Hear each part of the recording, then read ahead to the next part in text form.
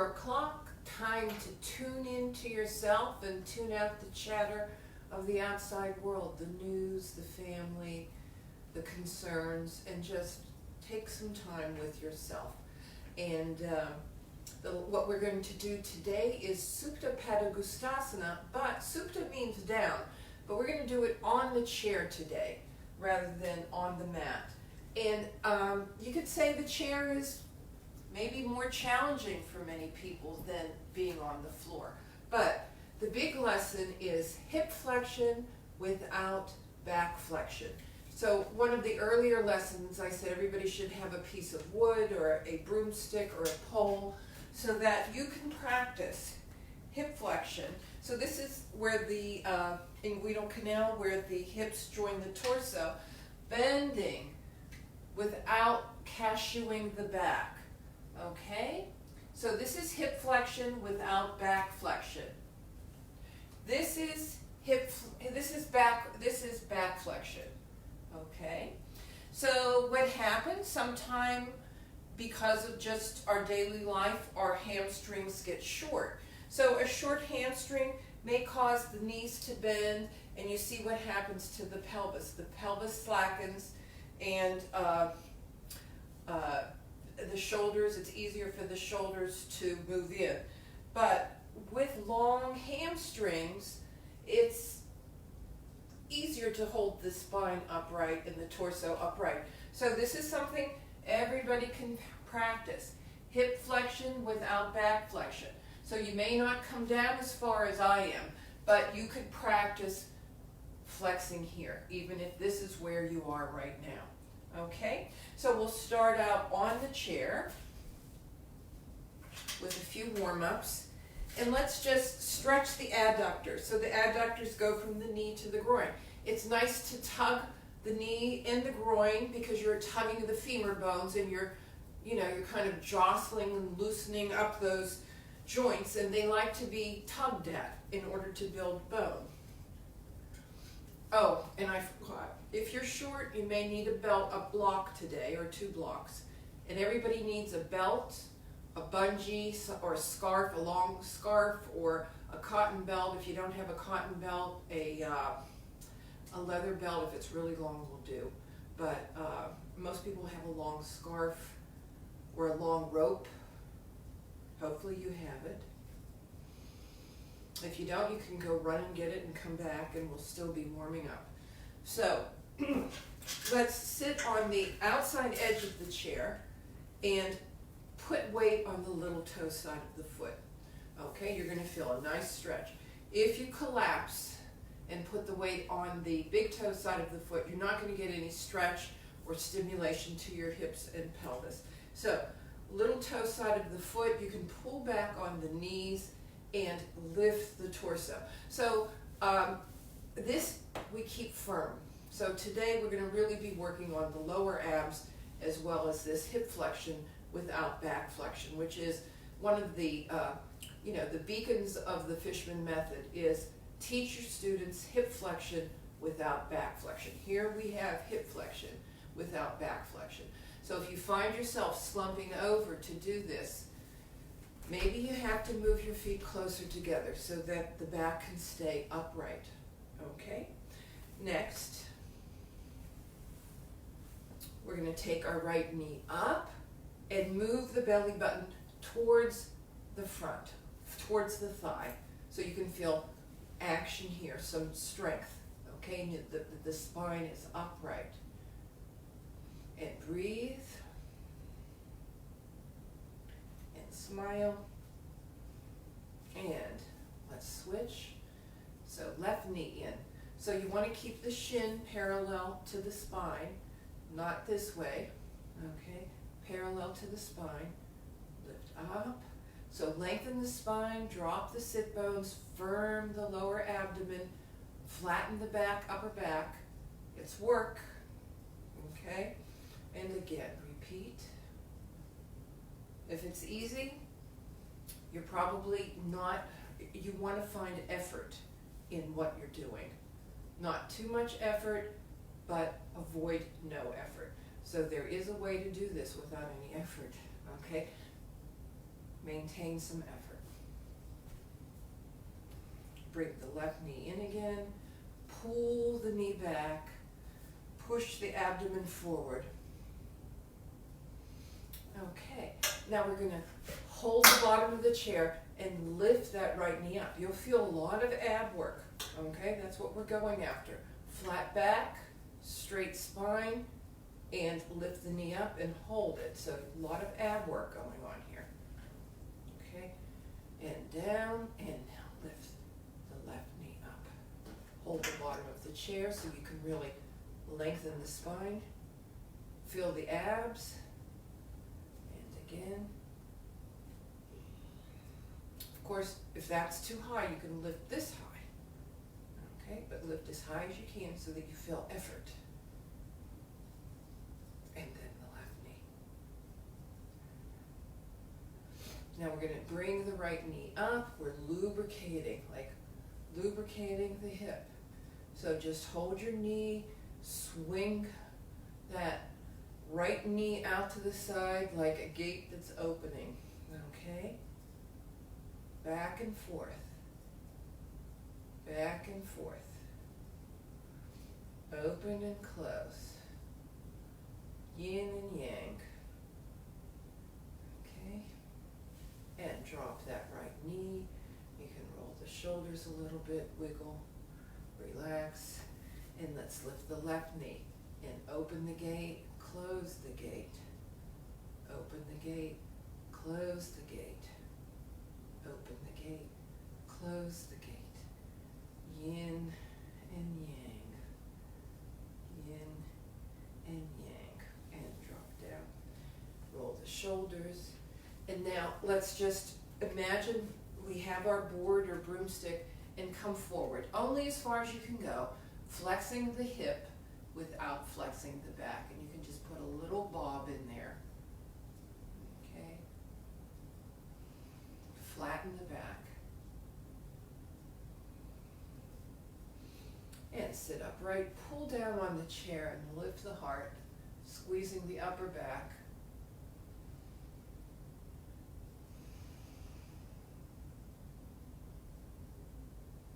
And now we're going to stand. So, lean forward, keeping the back flat, and use your quads. Okay, use your quads. Use your quads, keeping the back flat, and then come on up. Okay, so now we're going to turn our chair sideways and make an L with our body. Okay, again, this is hip flexion without back flexion. It stretches the hamstrings, of course, so you're going to pull the hamstrings up into your buttocks. Move the navel back and the sternum back. If you can drop your head so that your ears are between your arms, your ears are by your biceps, go ahead. If that's not where you're going to go today, leave your head up. You can even be up here, just as long as you feel some stretch in the hamstring. Okay?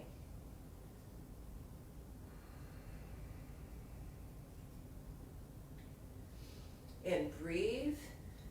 Look at your toes. Are all your toes forward? Lift your arches.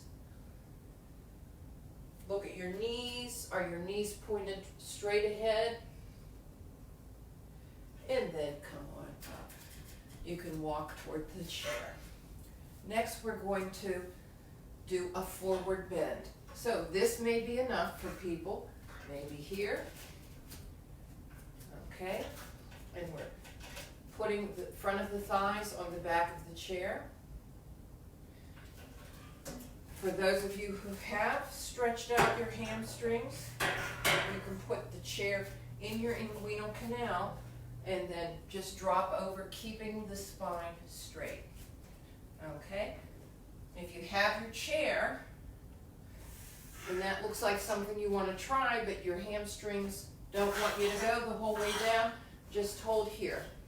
Okay? And lift the arches. Again, this is hip flexion without back flexion. So we don't want the cashew. We want a flat back. If that means you're up here, stay up here. Okay? And then open your chair. Put your right foot under the chair, the left foot back, and just bend that right knee. Feel a nice stretch in the hamstring. And opening here and lift up.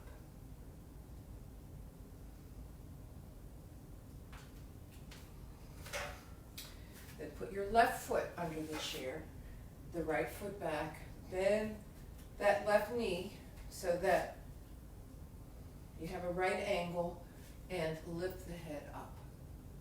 Again, you're going to feel a hamstring stretch and an opening in the front of the right upper groin.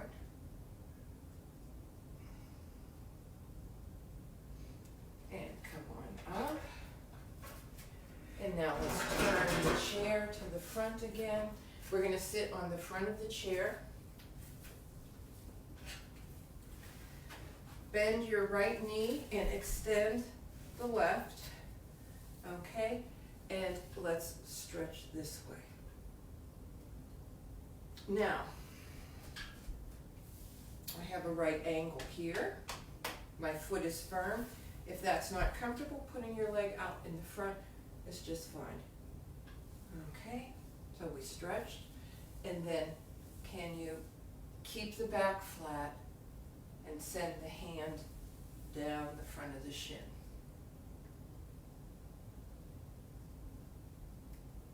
Little toe side of the foot over here. Don't let the knee collapse. And flat back, so you may be up here.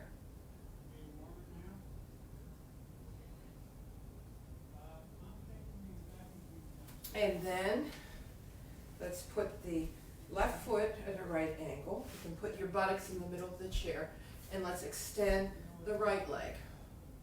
Okay, first we're going to go sideways. And then come upright. And then slide the hand down the shin. As far as you can go, keeping your back flat.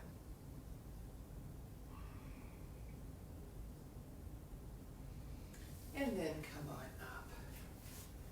Okay? Now, put your feet, like as we started in the beginning, pull back. And you're going to drop your belly between your legs. Now, you may not go down far and put your elbows up, kind of. This feels very insect-like. Okay? Keeping the back flat.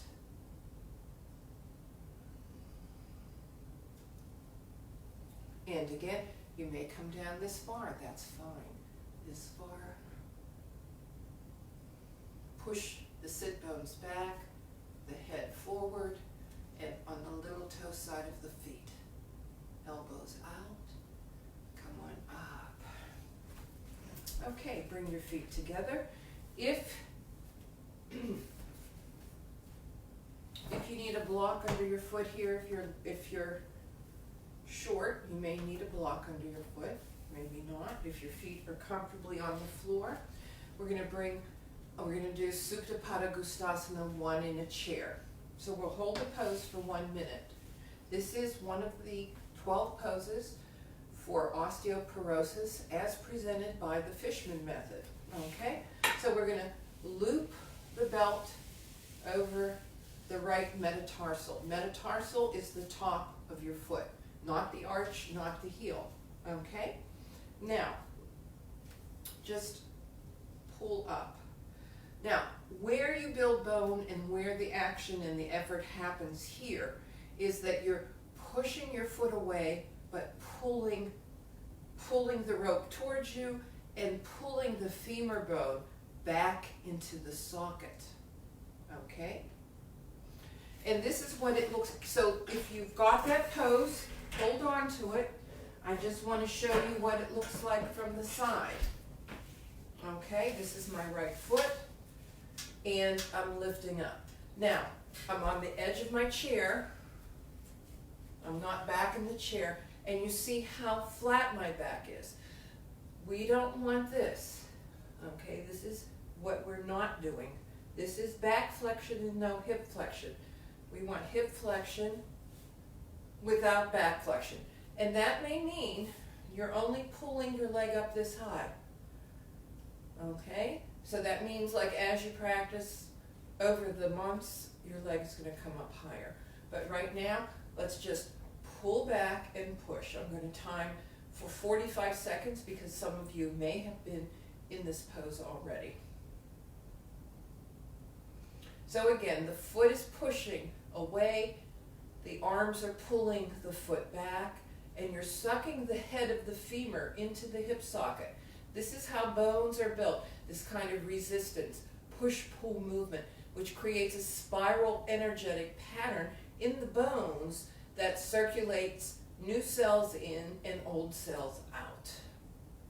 It's proven to be effective for turning the clock on osteopenia and osteoporosis, turning it back to allowing the bones to begin working as they did before the osteopenia developed. Okay, that's 45. Then you can just roll your shoulders, lift your head, roll your head a little bit. Okay, just kind of wag your jaw, relax.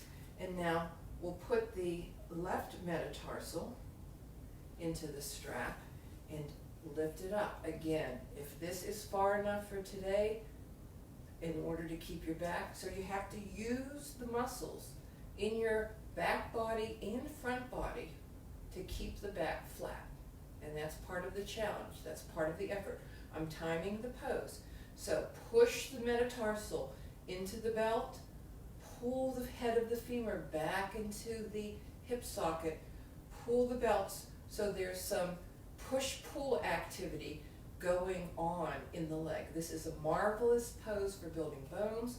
This is a marvelous pose just to stretch the hamstrings, to build strength in the abs and upper back. Push the foot, pull the belt, suck the femur bone in. Everybody see that action? Pulling the femur bone, here, pushing the femur bone out, pulling the femur bone in. It allows the torso to go upright.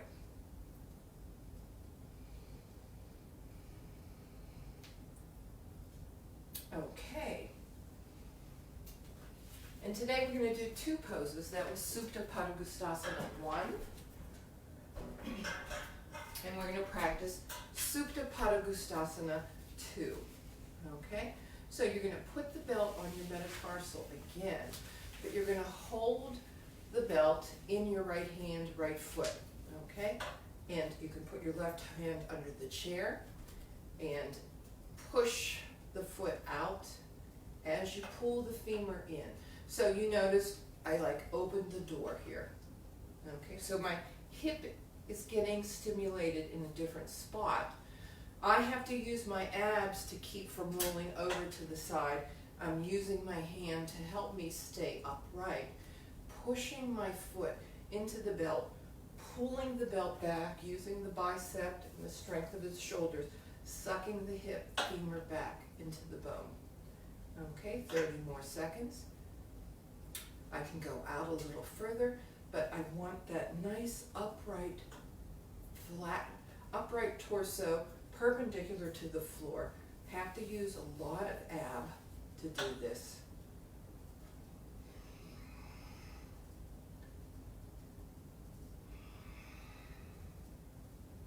And I'm showing this pose for people who might not be able to go on the floor, and it's also a bit of a challenge for people who are used to doing this on the floor. Another day I'll show you this pose on the floor, but today we're using the chair.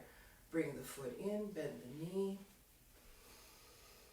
sit upright, and let's go for the other side. So loop your left metatarsal into the belt or strap or bungee or whatever you're using. Sometimes bungees are nice because, they give you a little elastic movement. So here we are, holding the belt, pushing the foot out, and then opening the door. Okay? So I'm pushing my metatarsal into the belt, pulling the belt back, sucking the femur head into the hip socket. Of course, all the abs are firing, okay? This is it's being used here. So are the long spinous erector muscles, keeping my back flat, building strength in my back, building strength here. Pulling, also using the bicep. So pull the foot, pull the strap back, resist with the foot, suck the femur bone into the hip socket. You can open up more if you like. You can hold the side of your chair to keep from rolling over to the side. Keep the spine upright and perpendicular to the floor for this wonderful Supta Padangusthasana 2 on the chair. We prepared the adductors, we lubricated the hips before we did this pose. And come back to the center, and okay. So let's just take a moment, sit on the edge of your chair. You can pull your knees back. Let the breath slowly exhale. Inhale, 1, 2, 3, 4. Exhale, 1, 2, 3, 4. Inhale, 1, 2, 3, 4. Exhale, 1, 2, 3, 4. Inhale, 1, 2, 3, 4. Exhale, 1, 2, 3, 4. And one more time. Inhale, 1, 2, 3, 4. Nice, slow, long, silky exhale. 1, 2, 3, 4. So that was awesome. And remember, peace begins with a smile. So smile at all your loved ones, all the people you love. Smile for yourself. And I'll see you the next video, which will be tomorrow. And I believe we're going to be starting some twisting actions, which are good for building spinal strength and building the vertebrae, but also good for releasing toxins and building immunity. So, see you next video. Happy trails.